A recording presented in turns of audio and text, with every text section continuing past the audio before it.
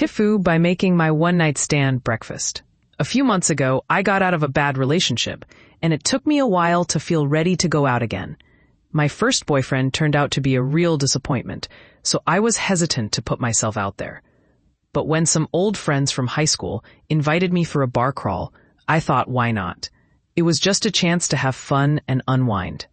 At the first bar, we ran into a group of guys from my university. I recognized some of them, but had never talked to them before.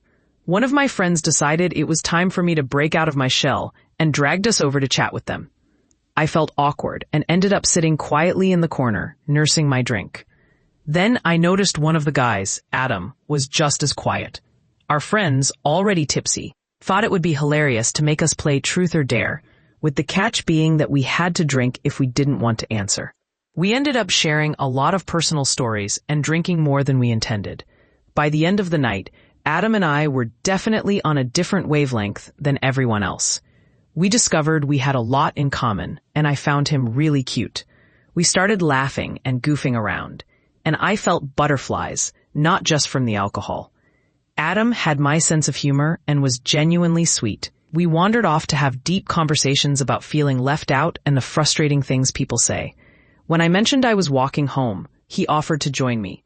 I knew where that might lead, but I felt a genuine connection, and honestly, I was too tipsy to be nervous. As we left, our friends cheered us on, and instead of feeling embarrassed, I felt proud. Once we got to my place, we talked and shared a smoke, and then we took things to the next level. The next morning, I woke up before him and decided to make breakfast. I wanted to impress him and figured a good breakfast would be perfect for a hangover. I quietly got out of bed and whipped up scrambled eggs, French toast, and sausage, using almond milk for the eggs and toast. When he woke up, he told me I looked just as cute sober. I was thrilled. My plan was working. We started eating, and everything seemed perfect until he suddenly made a strange face. His eyes widened, and he asked if there were nuts in the bread. I assured him there weren't, but mentioned I used almond milk. That's when he jumped out of his chair, panicking and shouting for me to call an ambulance. I was terrified. He was wheezing and looked genuinely scared. I asked if he had an EpiPen, but he shook his head. I quickly called for help, explaining he was having an allergic reaction, and the paramedics arrived to take him away. This all happened last weekend, and I haven't heard from him since.